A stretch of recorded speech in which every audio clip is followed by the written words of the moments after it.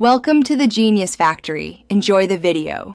You begin by placing a V-Ray spot where the real fixture would be. This gives physically plausible direction and falloff.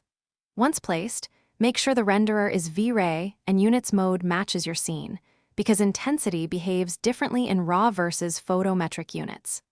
Set color temperature to match warm or cool light and give the spotlight a starting intensity you can tweak. For example, 1000 in photometric units, so you have a measurable baseline to adjust.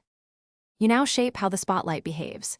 Increase or decrease cone angle and hotspot / falloff to control beam width and softness, because that directly affects highlights and ambient bleed. Make sure shadows use appropriate subdivisions, higher for smoother shadows, lower for faster renders, and pick decay, inverse squared for physical accuracy. Once done, link the light to a target or object so aiming is precise, and decide whether it affects specular to control glossy highlights. You finish by testing with small region renders and using light mix or light select to balance output without re-rendering everything. This saves time and preserves your settings. Make incremental changes to intensity and camera exposure and enable the denoiser for cleaner results at lower subdivisions.